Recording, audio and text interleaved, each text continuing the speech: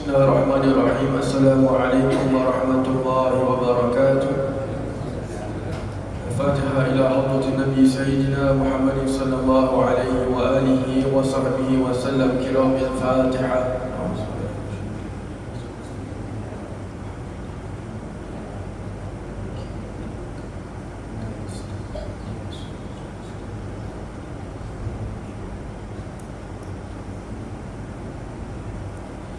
Bismillahirrahmanirrahim. Alhamdulillahi hadana lihadza wa ma kunna linahtadiya laula an hadana Allah. Alhamdulillahi rabbil alamin hamdan yuwafi ni'amahu wa yukafi'u mazidah. Ashhadu an la ilaha illallah wahdahu la sharika lah wa ashhadu anna sayyidana Muhammadan 'abduhu wa rasuluh. Allahumma salli wa sallim ala sayyidina Muhammadin miftahi babi rahmatillah a'dada ma fi ilmillah salatan wa salaman daimaini bidawami mulkillah wa ala alihi wa sahbihi a'dada kulli dharratin alfa marrah. Allahumma salli wa sallim ala nuril anwar wa sirril asrar wa tiryaqil aghyar wa miftahi babil yasar سيدنا ومولانا محمد المختار وآله الأطهار وأصحابه الأخيار عدد نعم الله وإفضاله. سبحانك لا علم لنا إلا ما علمتنا إنك أنت العليم الحكيم.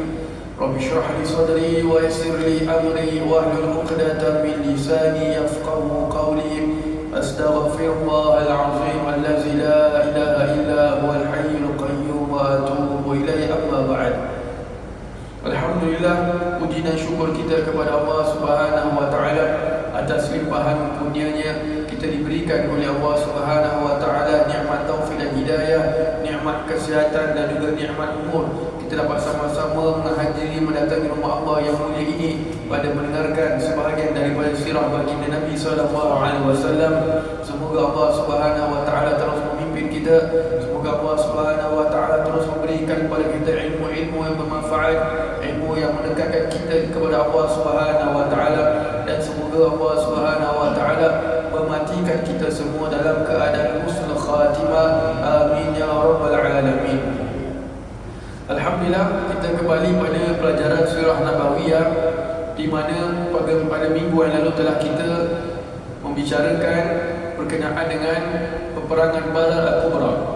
Masih lagi kita membicarakan berkenaan dengan tentang pendahuluan ataupun peristiwa-peristiwa yang berlaku yang membawa kepada terjadinya peperangan Badar Al-Kubra. Dan kita sedia maklum bahawasanya peperangan Badar itu dia ada berlaku 3 kali. Yang kedua ni yang dinamakan sebagai Badar Al-Kubra, bermakna benar-benar terjadinya peperangan antara orang-orang Islam dan juga orang-orang musyrikin. Dan kita telah mendengarkan bahawasanya peperangan Badar merupakan peperangan yang terbesar dibandingkan dengan peperangan-peperangan yang lain. Peperangan Badar adalah peperangan yang terbesar, sehingga mana Allah Subhanahu wa taala telah memberikan kemuliaan yang khusus buat orang-orang yang mengikuti menyertai peperangan Badar, di mana Allah mengatakan kepada para sahabat Nabi, if'alu ma syi'tum, buatlah apa yang kamu sukai kerana kamu semua telah diampunkan. Ini adalah satu kemuliaan yang hanya diberikan kepada orang-orang yang mendatangi peperangan Badar. Baik, secara ringkasnya apa yang kita lalu minggu lepas adalah bahawasanya Nabi SAW mendapat khabar bahawa kafilah yang diketuai oleh Sayyidina Abu Sufyan yang membawa bersamanya harta berjumlah 50,000 dinar sedang dalam perjalanan pulang dari Syam ke Mekah, perjalanan pulang daripada bisnes. Maka baginda mengumpulkan para sahabat dan memerintahkan mereka untuk menghalang kafilah Quraisy itu yang membawa harta orang-orang Islam. So sebab itu Nabi perintahkan sahabat untuk intercept lah bahasa kita, kerana orang-orang Quraisy itu yang 50,000 dinar ini adalah milik orang-orang Islam, bukan 100% milik orang-orang musyrikin. Baik, maka pada 3 Ramadan tahun kedua Hijrah setelah menyerahkan pimpinan kota Madinah kepada Sayyidina Ibnu Ummi Maktum, baginda berangkat bersama 313 orang mengikut pendapat kebanyakan ulama. 82 orang daripada golongan Muhajirin dan 231 daripada golongan Ansar. Ada yang mengatakan 8 Ramadan, ada yang mengatakan 4 Ramadan dan seterusnya. Ada perbezaan di antara ulama hijrah, ulama sejarah tentang date Ramadan tersebut.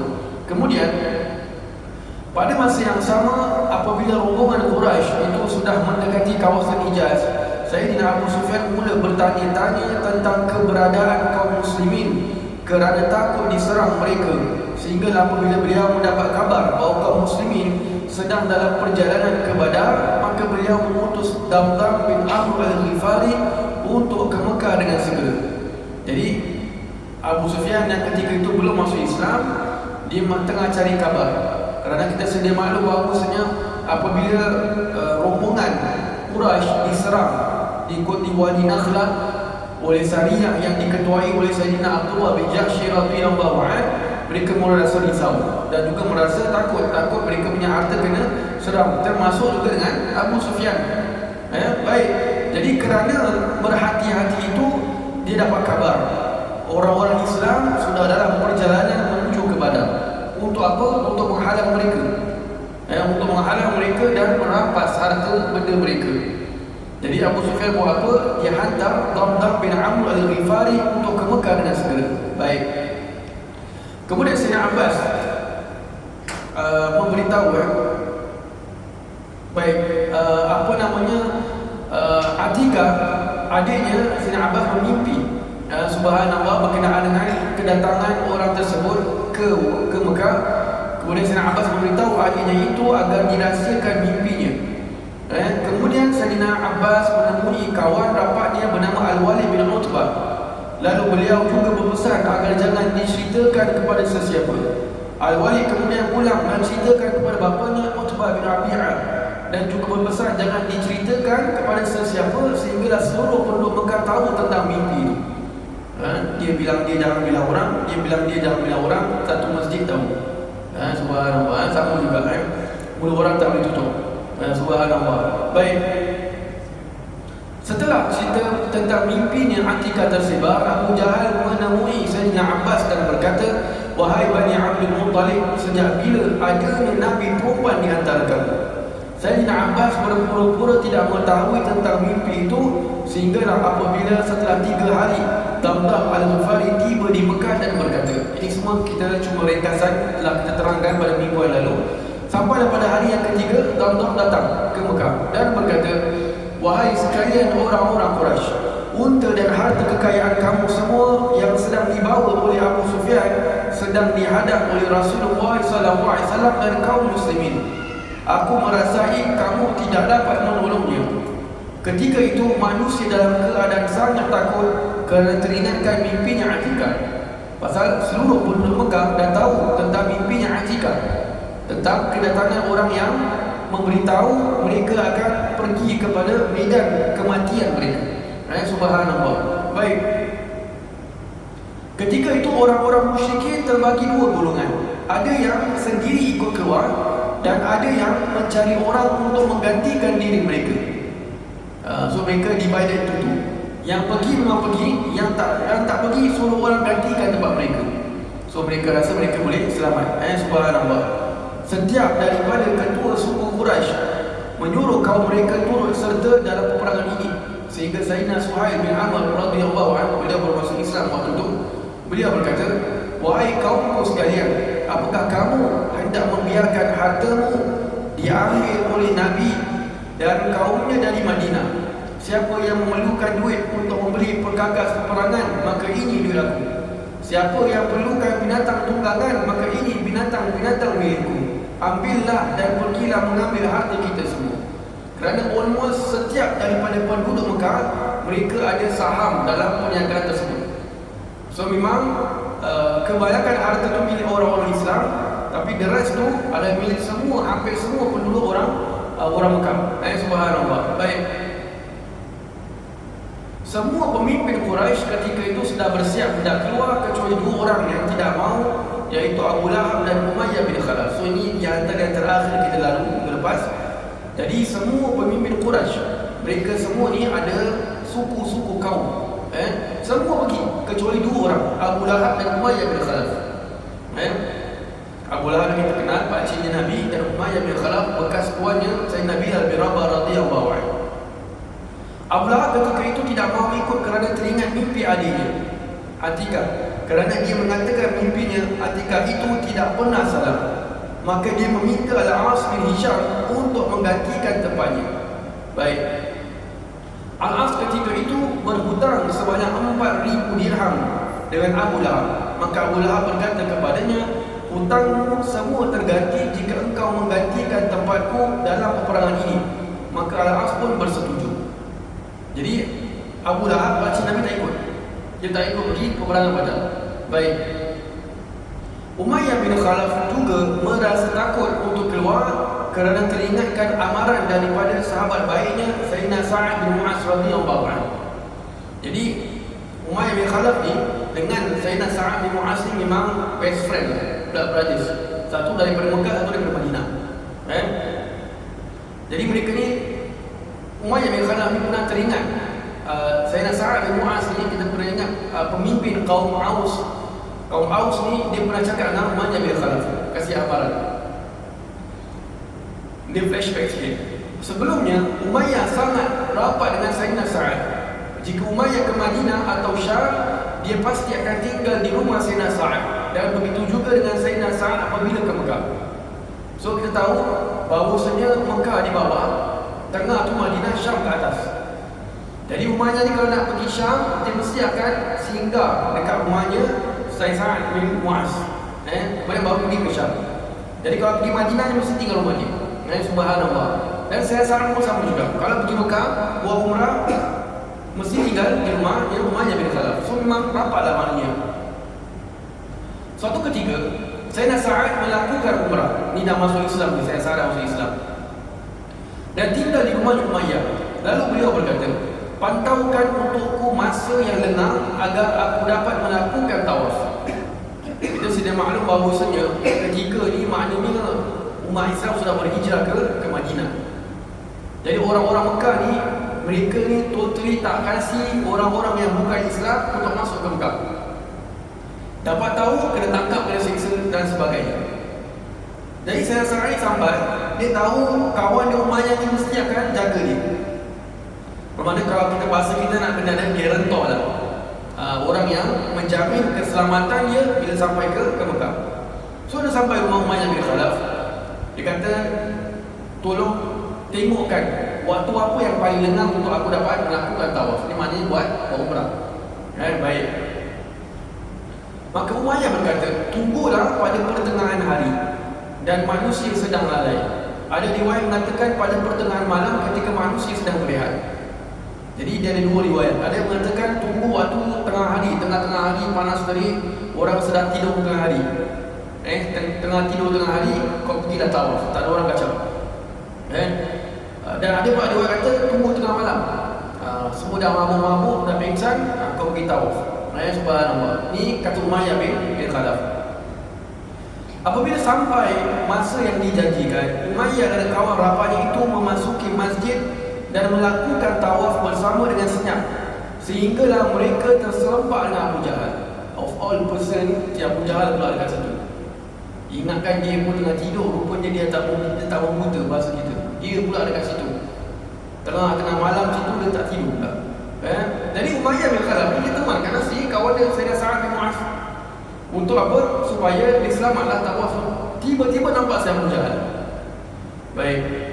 So dengan ayat cerita ni before peperangan Badar. Abu Jahal bertanya kepada Umayyah, siapakah orang yang sedang tawaf dengan kamu? Lalu Sayyidina Sa'ad berkata, aku adalah Sa'ad bin Mu'az. Baik, orang yang berani. Pasal dia ni pemimpin. Pemimpin tu mesti berani. Jadi dia just jawab direct, aku adalah Sa'ad bin Mu'az.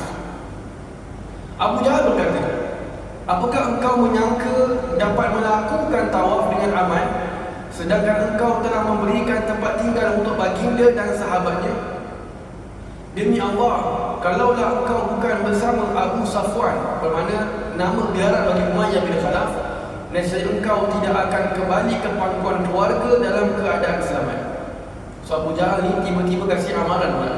Dia gertak saya sangat emas. Dia kata, kau rasa kau ni tawaf, kalau kau seorang-seorang tawaf ni kau boleh selamat ke? Nasib baik ada Umayyah bin Khalaf di sini. Ni Abu Safwan. Umayyah bin Khalaf anaknya Safwan bin Umayyah ini masuk Islam. Tapi pada setelah pembukaan kota Mekah, Abu Jahal punya anak pun masuk Islam. Subhanallah. Subhanallah. Jadi ini dia punya dialog. Abu Jahal kasih gertak pada Sayyidina Sa'ad bin Mu'az. Baik. Saya Sa'ad pula berkata, menjawab, jika engkau berani melakukan itu, kaumku akan merampas sesuatu daripadamu yang lebih berharga daripada nyawamu. Kenapa? Abu Jahal ni, dia punya suka kat harta ni, dia sanggup korbankan diri dia, korbankan isteri dia, korbankan anak dia demi duit. Ni Abu Jahal ni suka betul dengan duit, suka betul dengan emas, dengan harta. Dia suka ni Abu Jahal. Jadi bila Abu Jahal gertak dia macam itu, saya kata pada dia, kalau kau berani lakukan itu, kau berani nak apa-apakan aku, kaum aku akan merampas sesuatu daripadamu yang lebih berharga daripada nyawamu, iaitu harta dia sendiri. Dalam pelayaran tadi yang Abu Sufyan bawa 50,000 dinar tu,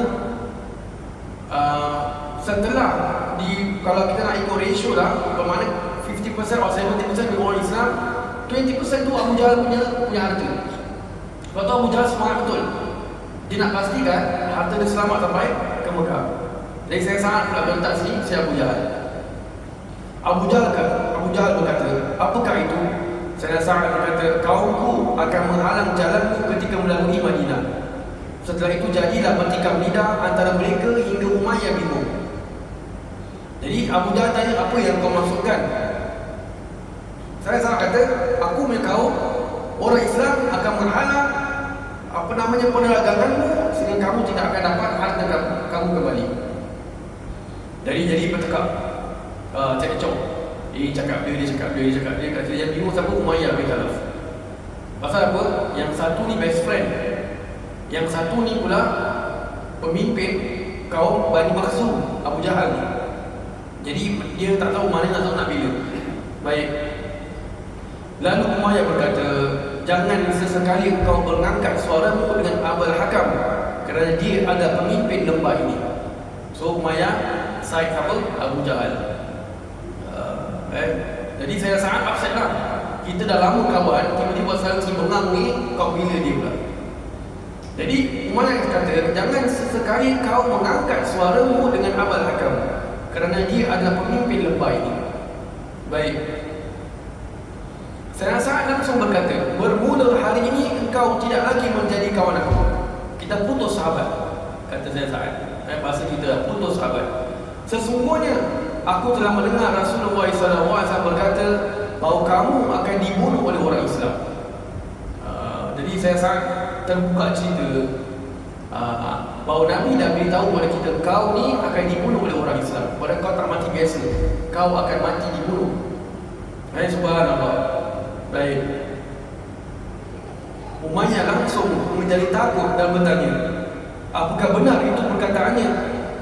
Sayyidina Sa'ad berkata benar. Umayyah bertanya lagi, apakah di Mekah? Sayyidina Sa'ad berkata, aku tidak tahu. Umayyah confirm lagi, betul ke kau dengar tu? Nabi kata Sayyidina Sa'ad, ya betul, aku dengar. Nabi cakap macam itu. Subhanallah. Cuma Umayyah tanya lagi, kat mana aku mati? Kat Mekah kan? Kata Sayyidina Sa'ad, aku tak tahu. Cuma dia beritahu kau akan dibunuh oleh orang Islam. Subhanallah. Nanti kisah peperangan Badar tu kita akan dengar. Subhanallah. Seketika itu juga wajah Umayyah menjadi pucat dalam semua kata. Sesungguhnya Rasulullah SAW tidak pernah berkata bohong.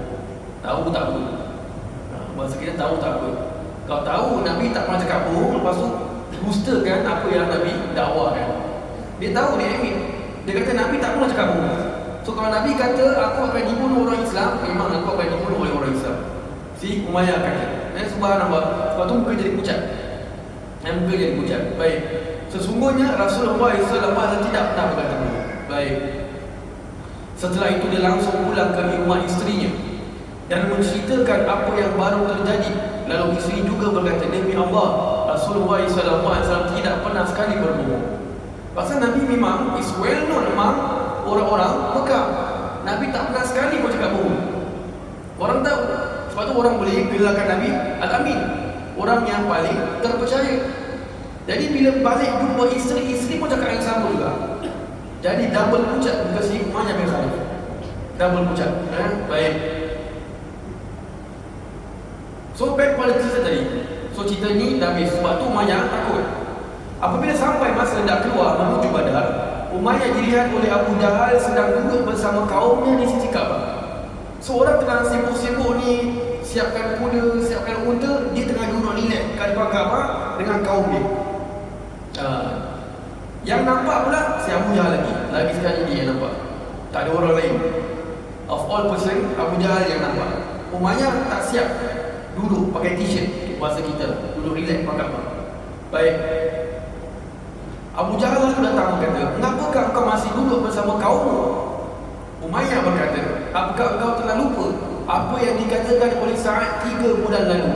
Dan Rasulullah SAW tidak pernah sekali berbohong." Jadi Abu Jahal kata, "Kau tak siap lagi ke? Apa pasal masih duduk lagi kat sini?" Jadi Umayyah kata, "Kau tak ingat ke apa yang Sa'ad kata kepada 3 bulan lalu? Nabi SAW tak pernah sekali berbohong." Ini kata si Umayyah bin Khalaf. Baik. Ketika itu datang Uqbah bin Abi Mu'aiz membawa wangian yang dibakar kepada Umayyah. Ada kata yang bawa wangian ni adalah si Abu Jahal sendiri. Abu Jahal punya concern dia adalah bukan pasal Umayyah dia. Umayyah ni bawa kaum dia tu ada lebih kurang dalam 500 orang. More or less 500 dia punya suku kaum dia, ada dia punya Bani Makhzum, kaum Bani Makhzum. Jadi kalau Umayyah bin Khalaf tak ikut, bermakna tentera orang-orang kafir kurang 500 orang. Rugi lah maknanya. Boleh support lah maknanya. Tapi kerana dia tak nak pergi, jadi Abu Jahal tu yang Abu Jahal risau. Baik. Jadi ketika itu datang Uqbah bin Abi Mu'aiz. Ini kalau kita masih ingat cerita dulu, dia ni yang meletakkan kotoran unta di atas badan Nabi SAW. Ini Uqbah bin Mu'aiz ni betul penjahat. So dia datang, dia bawa wangian yang dibakar pada Umayyah, bakar bukur lah. Yang bakar bukur ni, bukur wangian yang dibakar ni hanya khusus untuk orang perempuan saja. Untuk orang perempuan je, bukan untuk orang lelaki. So kalau orang lelaki pakai, kena aib lah. Ni apa pula lelaki pakai minyak wangi perempuan. Tapi zaman kita dah terbalik. Rasa kau lah bukan minyak wangi apa. Orang pun tak peduli. Kan subhanallah. So dia pakar ni minyak wangi yang untuk perempuan ni kepada Umayyah. Bawa asap dia kasih. Ada yang mengatakan yang membawa itu adalah Abu Jahal sendiri. Lalu berkata, "Berwangianlah kamu kerana sesungguhnya engkau daripada kalangan perempuan." Kena malu kan. Ambil kaumat. Dia kena malu tak apa, depan kaum dia lagi. Subhanallah, depan kaum dia lagi kena malu kan. Kau wangi-wangikan, masa kau perempuan, kau tak nak pergi perang, kau macam perempuan. Kena kalit, kena bahasakan dengan kau dengan Abu Jahal atau Uqbah bin Abi Mu'aiz. Umayyah langsung marah, saya berkata, "Semoga Allah burukkan kamu dan apa yang kamu bawa." Dia langsung pulang dan bersiap untuk berperang. Jadi bila kena malu depan kaum dia, lepas tu balik, siaplah pergi perang. Pasal tak nak, kena malu lagi. So ni cerita Umayyah bin Khalaf. Baik. Kemudian Umayyah bin Khalaf pulang ke rumahnya, lalu menyuruh isterinya menyiapkan perkakas perang. Lalu isterinya mengingatkan dia tentang apa yang dikatakan Sayyidina Sa'ad bin Ubadah, Sa'ad bin Mu'az, dan bahawa baginda tidak pernah berkata bohong. So isteri ingatkan lagi. Pun sama juga. 3 bulan lalu kan kau dah diberitahu bahawa sebenarnya kau akan dibunuh oleh orang Islam. Yang jadi risaunya adalah selalunya pembunuhan itu terjadi pada peperangan. Sebab itu isteri ingatkan lagi, kau betul ke nak pergi perang? Kan dah tahu kau akan dibunuh oleh orang Islam. Dan Nabi tak pernah cakap bohong. Subhanallah. So isteri ingatkan lagi pada Umayyah. Baik. Umayyah berkata, "Aku cuma berpura-pura keluar berperang Kemudian apabila tentera Mekah sudah berjalan, maka aku akan pulang kembali agar aku tidak dimalukan lagi oleh Abu Jahal. So Umayyah punya plan adalah bidik-bidik keluar lah. Konon-konon dah pakai baju perang, kuda pun dah siap, dah bawa tombak, dah bawa panah, pedang, sudah dah bawa. Tapi nanti on the way agak orang tak nampak, orang tak boleh. Katanya Umayyah bin Khalaf tu dia punya plan, dia original plan. Baik, tu isi okey lah. Kalau kau rasa kau plan tu bagus, okey lah. Malamnya Abu Jahal tahu akan pergerakan Umayyah. So Abu Jahal nampak Umayyah ni macam lain. Apasal dia asyik berustan je. Orang slow cepat, kata pemimpin mesti dekat depan. Tapi dia ni ada slow down. Dia ada slow down sikit. So Abu Jahal buat apa? Lalu menyuruhnya menggantikan tempatnya setiap kali mereka berehat, sehingga Umayyah tidak ada jalan untuk pulang ke Mekah. Every time sampai sudut garpu, nampak tol, tempat rehat, Abu Jahal suruh Umayyah kau duduk depan, aku nak pergi toilet. Umpama dia, aku nak makan sate dulu, kau jaga depan. Umpama dia. So every time sampai satu tempat, mesti ada Abu Jahal suruh si Umayyah kat depan. So Umayyah tak boleh lari. Asal nak rehat je, Umayyah kena pergi depan. Subhanallah. So dia tak ada jalan lagi. Subhanallah. Baik. Jadi itu cerita berkenaan dengan Umayyah bin Khalaf. Initially memang tak nak pergi, tapi memang sudah takdir Allah dia akan mati dalam peperangan Badar. Apa pun terjadi, tak ada orang yang boleh lawan takdir Allah. Subhanallah. Jadi Umayyah bin Khalaf pun sampailah ikutlah pada pergi peperangan Badar. Baik. Ni dah masuk side story sikit. Ni di antara cerita-cerita yang berlaku sebelum terjadi peperangan Badar. Ketika orang-orang musyrikin Quraisy hendak berangkat dari Mekah, mereka tiba-tiba teringat kepada permusuhan yang terjadi di antara mereka dan Bani Kinana. Mereka berkata, kita khawatir orang-orang Bani Kinana akan menyerang kita dari belakang. Jadi orang-orang Quraisy tiba-tiba nak keluar, mereka teringat. Teringat apa? Mereka ni ada some sort of macam buat permusuhan dengan orang-orang Bani Kinana. Ada benda yang begitu. Baik. Ada pun cerita di sebalik kerisauan mereka itu adalah suatu ketika salah seorang daripada pemuda Quraisy dibunuh oleh Bani Kinana, kemudian mereka sudah membayar diatnya. So cerita dia adalah pemuda Quraisy ni pergi ke perkampungan Bani Kinana. Happen to be orang pemuda Quraisy ni dia sedang mencari unta dia yang hilang. Unta dia yang hilang. So sampai ke tak sengaja sampai kepada di antara perkampungannya Bani Kinana. Jadi ketua Bani Kinana ni mereka mengatakan kita ni ada hal tak dengan orang-orang Quraisy. So orang Kinana kata kita mesti ada punya. Walaupun mereka tak yakin ketika itu, confirm kita ada punya. Si Bani Kinana ni cek pasal. Jadi ketua Bani Kinana tanya, kita nak buat apa kan? Si Mamat ni satu, kita bunuh sudah. Kita bunuh. Baik, so mereka bunuh lah. Jadi mereka bila dah bunuh, mereka tahu salah, mereka bayar dia punya diat. Diat tu dia punya blood money. Dalam Islam 100 ekor unta. 100 ekor unta. Setelah itu, so ni kita dah settle dengan Bani Kinana. Saudara kepada yang dibunuh itu, abang dia melihat pembunuh adiknya. Pembunuh adik dia itu sedang tawaf di Kaabah. Abang dia ni, pasal adik dia masih muda dibunuh, abang dia tak terima. Walaupun dah settle, tapi masih geram lah. So dia nampak pembunuh adik dia, lalu dia membunuhnya. Ada yang dalam kitab lain dia mengatakan dia membelah perutnya, lalu menggantungkan mayatnya di Kaabah. Inilah yang menyebabkan permusuhan di antara Quraisy dan Bani Kinana. How macam mana Bani Kinana boleh tahu? Pasal mereka kenal pedang milik ketua Bani Kinana yang bunuh adik dia tu. Jadi orang Kinana kata ni dah sudah tidak adil, kata dah settle, asal bunuh balik. Dan subhanallah, so dah tak ada disagreement, dah kacau. Baik. Orang-orang Quraisy yang sudah hampir berangkat dari Mekah sudah mulai takut dan hampir tidak mau keluar dari Mekah. Due to this reason, orang-orang Mekah ketika itu hampir tak keluar daripada Mekah. Jumlah orang-orang kafir ada yang kata 1,000, ada yang kata 3,000. So all of them ni hampir tak nak keluar Mekah pasal takut kena serang dengan puak Bani Kinana. Subhanallah, so ni cerita ni sebelum mereka keluar daripada Mekah. tiba-tiba datang iblis. Iblis pula pandai, menyerupai Surakah bin Malik yang merupakan di antara ketua suku Bani Kinanah. Kita kalau masih ingat kisah berkenaan dengan hijrah Nabi dikejar oleh Surakah bin Malik, di mana kudanya terbenam tiga kali. Lalu Nabi SAW membebaskan dia pulang ke Mekah. Dan Surakah ni dia part of Bani Kinanah. Dia part of Bani Kinanah. Baik, so Iblis datang. Iblis datang menyerupai si Surakah ni.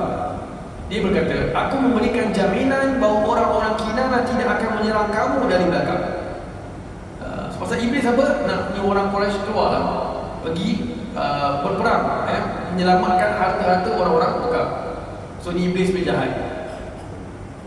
Maka tentang ini Allah Subhanahu Wa Taala menurunkan firman-Nya pada surah Al-Anfal ayat 48, di mana Allah Subhanahu Wa Taala berfirman, a'udzubillahi minasyaitonir rajim, wa idz zayyana lahum asy-syaitanu a'malahum wa qala la ghaliba lakum al-yawma minan nasi wa inni jarul lakum.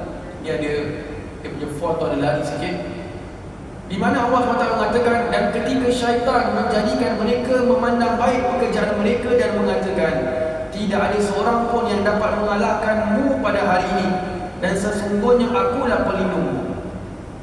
So this story berkenaan dengan kaum Quraisy akhir tak keluar kerana takut diserang oleh Bani Kinanah. Allah rakat dalam Quran.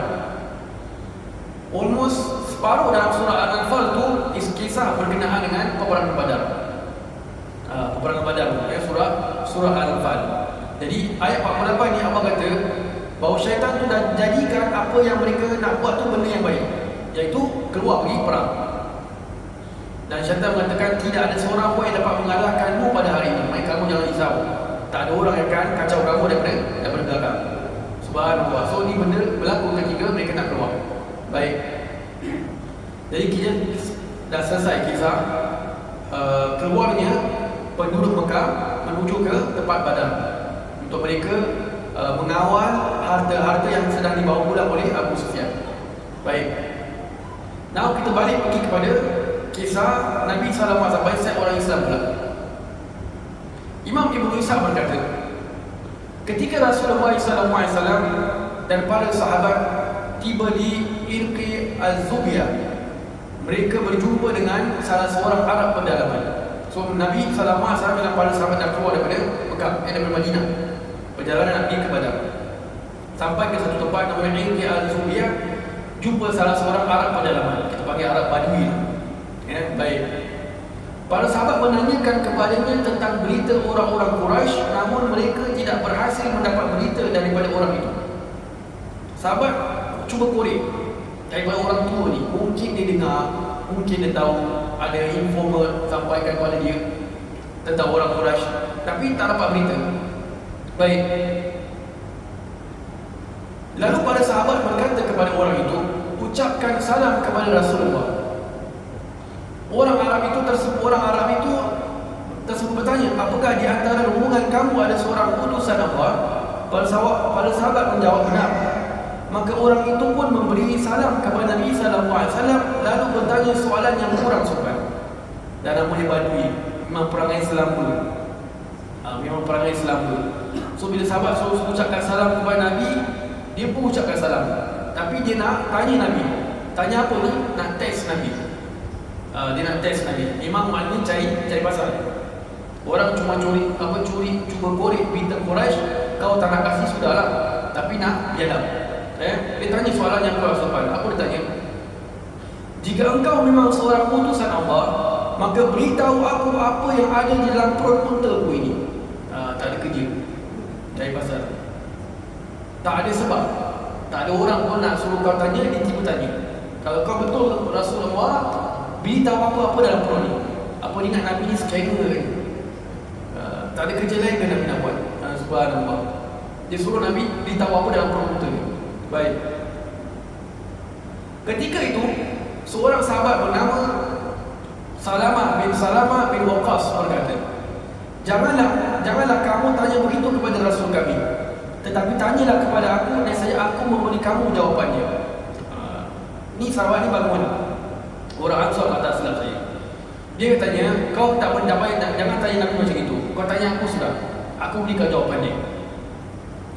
So orang tua ni, ada orang nak kasih jawapan, dia pun interested. Baik. So Salamah kata apa? Engkau telah menggauli untamu itu dan di dalamnya ada anak unta hasil hubungannya dengan kamu. Ambil korban. Salamah kau kasih dia balik. Dalam unta tu anak kau dengan unta tu. Bagus. Jadi member marah lah. So ini ketika tu maknanya bahasa kita Salamah dah putus waya. Kau cakap macam itu tanya Nabi Rasulullah nak ambil korban. Engkau telah menggauli untamu dan di dalamnya ada anak unta hasil hubungannya dengan kamu. Pula dah. Ini kira betul punya marah nampak. Baik. Lalu Rasulullah SAW bersabda, berhentilah, engkau telah berkata sesuatu yang kotor terhadap lelaki ini. Kemudian pergi meninggalkan Salamah. Nabi kata cukup, kau dah cakap benda yang tak baik.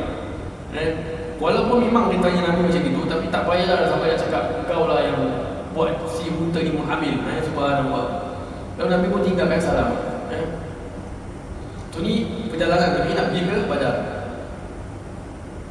Ketika tiba di dekat As-Safra, Rasulullah SAW mengutus sahabat Ansar, dua orang.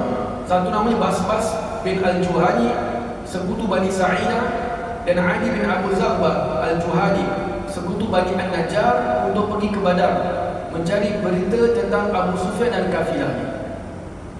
So ni nama yang jarang kita dengar. Nama dia Basbas. Ada kitab lain dia tulis Busbus. Kita kalau dengar apa nama Busbus, Basbas. Dulu saya waktu sampai di Hadramaut, mereka tu kalau baca kamus, kalau kita cakap ciri, diorang panggil fil-fil. Fil-fil. Tapi kalau bahasa diorang fil-fil tu black pepper. Tapi kalau ciri, diorang panggil bisbas, sambal. Orang Arab sana tahu makan sambal tau. Saya punya pakcik tinggal kat Hadramaut, dia buat sambal belacan super sedap. Kalau orang Singapura buat, dia cakap mana dia buat belacan? Kirim orang datang. Dia buat sambal belacan, pakcik saya. So diorang kalau panggil sambal, dia panggil bisbas. So saya teringat nama basbas ni, saya ingat tu bisbas tu cili. Subhanallah. Pakai bahasa sini orang tak tahu. Macam sana kalau kita panggil selipar, bahasa Arab, bahasa baku lah, bahasa asli lah. Selipar atau kasut namanya na'al, kasut atau selipar. Kat sana orang panggil bahasa pasarnya, orang panggil ship-ship. Ship-ship, jauh pergi. Na'lun pergi ship-ship. Kalau panggil na'al, dia faham, orang sana faham, cuma orang tahu ni kau orang sini. Tapi kalau panggil ship-ship, orang tahu ini kau orang asli sini. So bahasa penggunaan lah. So Nabi hantar ni dua orang, Basbas bin Al-Juhani dan Ali bin Abu Zaghbah, untuk pergi ke Badar dulu. Maknanya mereka naik kuda pergi ke Badar dulu. Nabi on the way, Nabi naik unta. Ni dua sahabat naik kuda untuk pergi ke Badar cari berita tentang Abu Sufyan dan kafilah. Apabila mereka tiba di sana, mereka melihat ada dua orang perempuan yang sedang berbual-bual. Baik, so ni Nabi hantar ni dua orang. Kerja mereka apa? Spy. Cuba cari berita. Of course bila kita kata spy tu dia observe dia situation.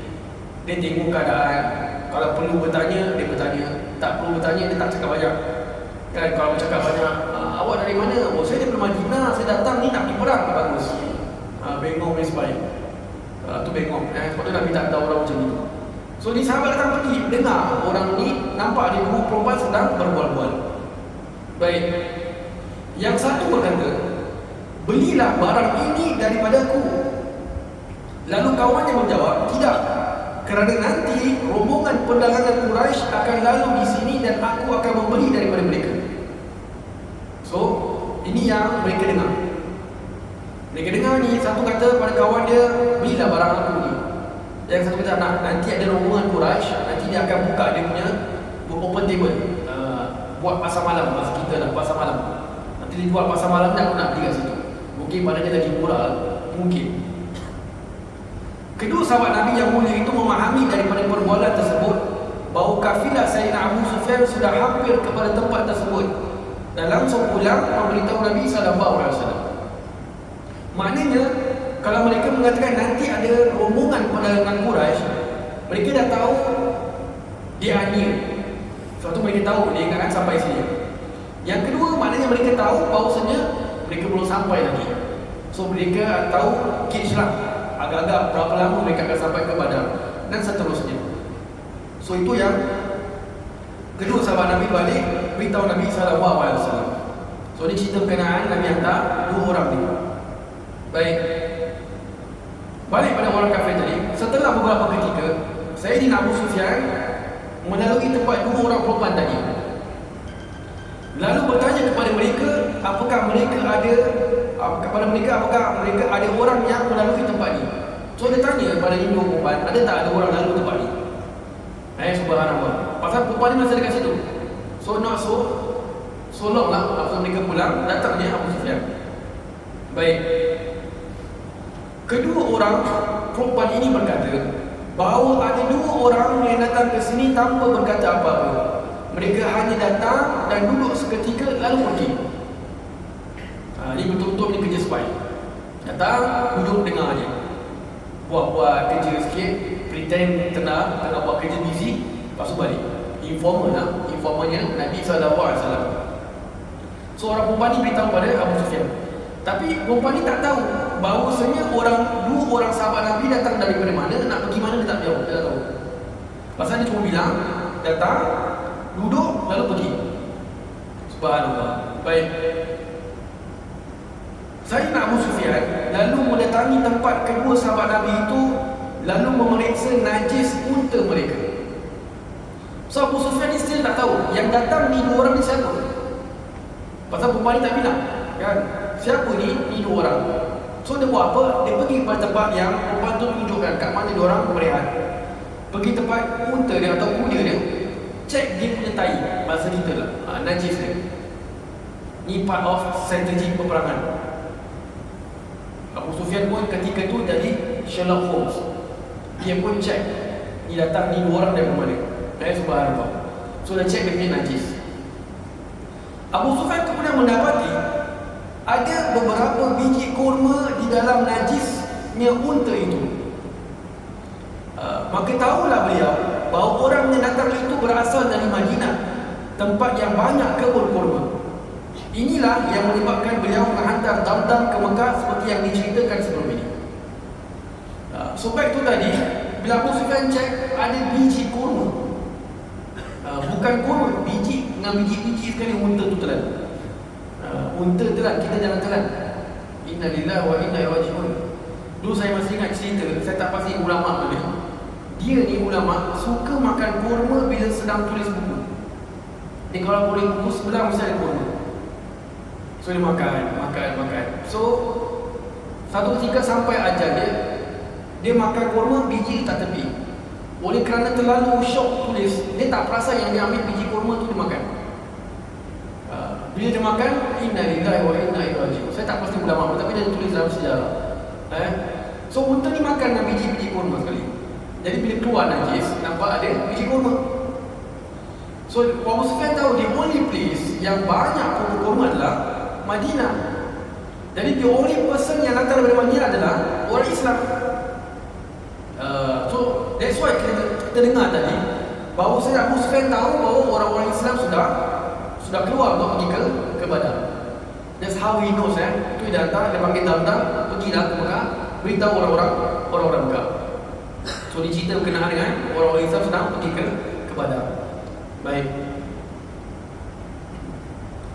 Apabila baginda SAW dan para sahabat tiba di satu tempat nama Zafran, baginda mendapat kabar bahawa para musyrikin Quraisy telah keluar dari Mekah untuk melindungi harta dan unta milik kafilah Abu Sufyan.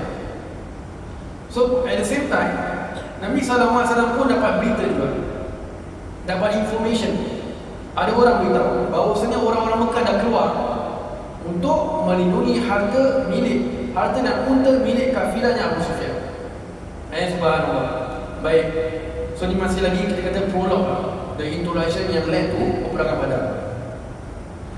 Ketika itu baginda sallallahu alaihi wasallam pun berbincang dengan para sahabatnya dan memberitahu tentang keadaan kaum musyrikin yang sudah keluar dari Mekah. Seraya berkata, so Nabi discuss dengan para sahabat. Kenapa nak discuss? Nanti kita dengar dia apa Nabi cakap. Sesungguhnya kaum musyrikin Quraisy telah keluar dari Mekah dengan bersusah payah dan bersegera. Maka apakah pendapat kamu semua? Apakah kafilah itu lebih kamu sukai ataupun tentera Quraisy? Sekarang ni dah ada dua keadaan. Satu, perdagangan Abu Sufyan yang membawa harta orang Islam, which is dia punya initial idea is to intercept the rombongan, ataupun sekarang nak berperang dengan orang-orang Quraisy. So Nabi tanya, open topic, bincang dengan para sahabat. Ketika itu sahabat berkata, bahkan kafilah itu lebih kami sukai daripada bertempur dengan musuh. Sahabat, the first sahabat respon kata, of course lah harta, kita lagi nak ambil harta kita daripada berperang. Pasal dia punya initial idea adalah untuk pergi intercept, untuk menghalang kafilah tersebut. Jadi sebab tu mereka mengatakan, in other words, maknanya orang-orang muslimin ketika itu, para sahabat, mereka ni keluar dengan peralatan perang but not that complete, tak sempurna lah maknanya. Pasal mereka fikir cuma nak halang saja, bukan nak pergi perang. Jadi first sahabat respon kata, kita lagi nak intercept, nak menghalang kafilah tu yang bawa harta kita daripada berjumpa atau berperang dengan orang-orang kafir. Ada pula berkata, ya Rasulullah, mengapakah engkau menyebut tentang peperangan kepada kami sehingga kami menjadi takut, sedangkan kami keluar ini untuk mengejar kafilah itu, bukan untuk berperang. Sahabat lain buat backing, kata, ya Rasulullah, kenapa engkau sebut pasal peperangan, sedangkan kata sebelum keluar Madinah nak pergi halang orang-orang kafilah, ni tiba-tiba pula tukar idea pula nak pergi perang. Why? Kenapa nak takutkan kita? Kan subhanallah, dalam ketika kita ingat sahabat kita kena ingat kenapa sahabat boleh, bahasa kita macam bersahaja tanya Nabi macam ini. Ni mungkin di antara sahabat-sahabat Ansar yang baru masuk Islam, baru masuk Islam. Pasal Nabi baru sampai Madinah baru setahun, baru setahun di Madinah. Ni kan tahun kedua hijrah. Jadi sahabat mungkin ketika tu ialah tata caranya berbeza dengan orang-orang Mekah ataupun dengan yang lain yang dah senior masuk Islam. Baik, jadi kenapa nak takutkan kita, ya Rasulullah? Dan kita kan keluar nak pergi kejar kafilah tu. Ketika itu juga berubah wajah Nabi SAW yang mulia, sehingga turun firman Allah dalam surah Al-Anfal ayat ke-5. Sebab surah Al-Anfal lagi awak ceritakan berkenaan dengan peperangan Badar. Bila sahabat respon macam itu, Nabi punya muka berubah. Maknanya mereka tak suka lah. Sekarang ni kita kan dah diberitahu kita akan berjumpa dengan musuh. Ini cuma berbincang, kenapa totally macam pada disagree lah dengan apa yang nak diputuskan oleh Nabi SAW. Maka Allah turunkan surah Al-Anfal ayat ke-5. Apa kata Allah Subhanahu wa taala?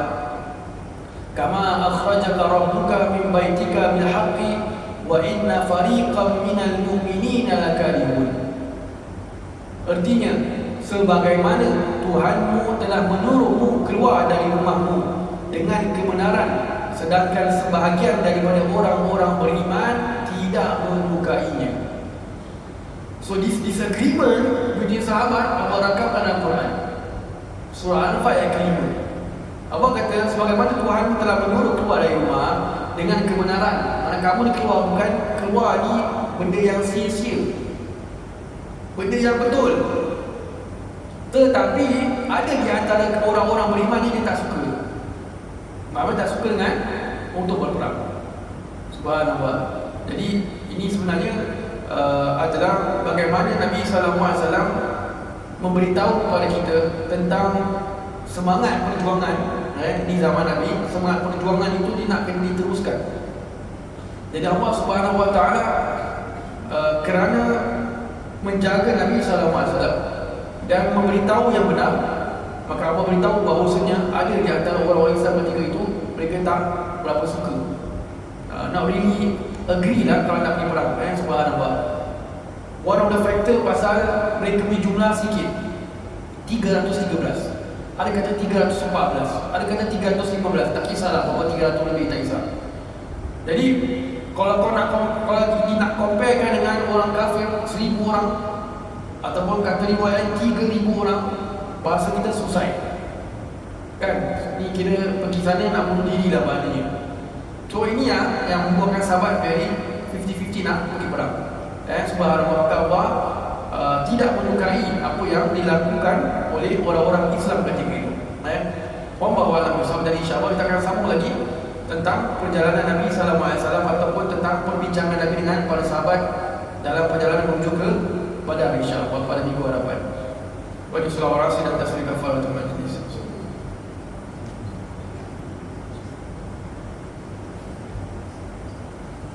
Sallallahu alaihi wasallam.